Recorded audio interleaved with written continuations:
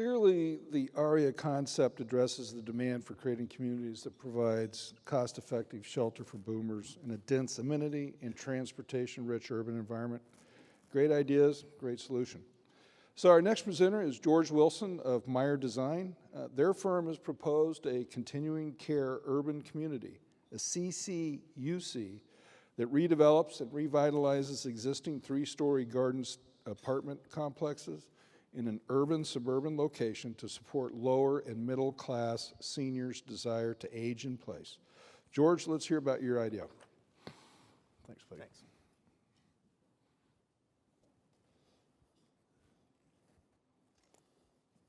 Thanks, Dale, for that nice introduction. By the way, I am a baby boomer and part of that Gray Tsunami, so someday this may be my home. I'm excited to talk about our vision of the future of senior living in urban communities. First, I want to start to discuss the trends that we see influencing the future of senior living. As a result of studying these trends, it led us to our concept as CCUC. Let's talk about the trends. Our adults, seniors, want to age in place.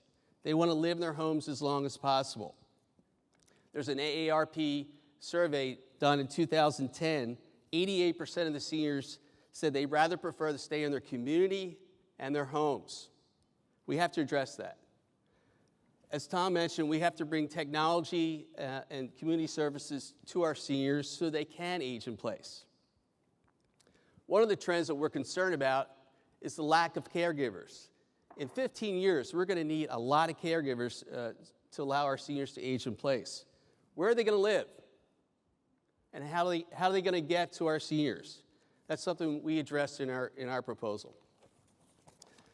This is the Gray Tsunami. 2030, there'll be 75 million baby boomers turning between the ages of 70 and 85. That's a big number. Here's another trend. This is a page of the Business Journal from the Philadelphia area. Discusses the great land rush of 2015. Land is just harder to find. It's harder to find those 4 to 5 acre sites that we need for your typical 100-unit assisted living project. And the cost of land is going up. I don't have to tell the developers in the room that. So we need to find solutions. We need to find areas where we can find solutions for this housing. We think urban solutions just make sense. And then with the advent of multifamily development, gosh, I must have passed 50 towers on the way from the airport to the city today, or yesterday when we arrived.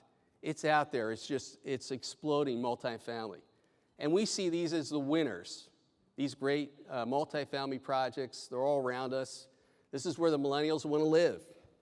This is where the empty nesters want to live. But if you have winners, you're going to have losers.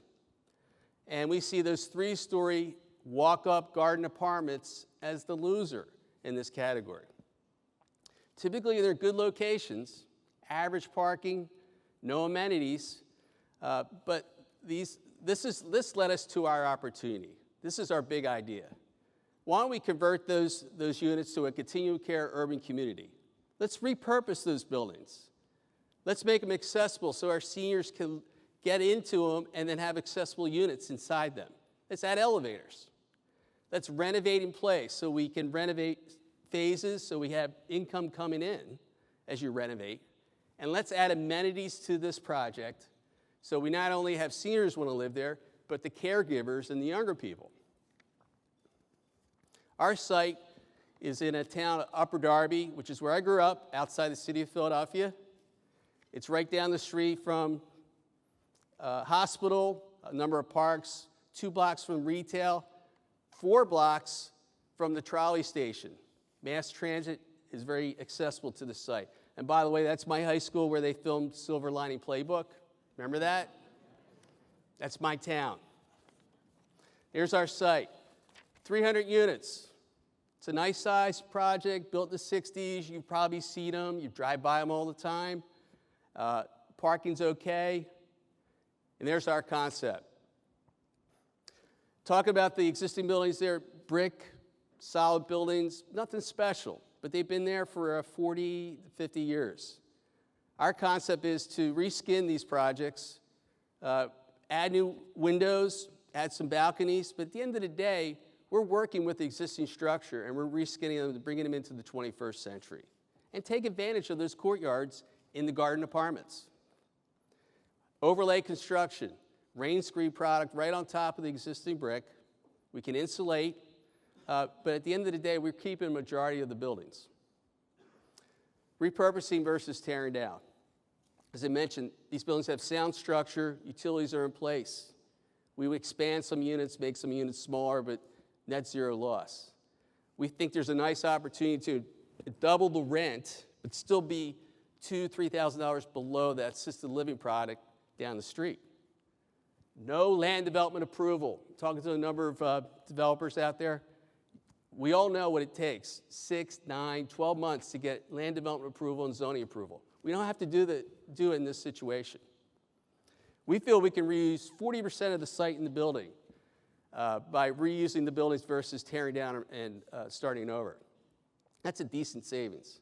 And then reusing the building is just sustainable. It's just the right thing to do. We got a award winner down here for sustainability.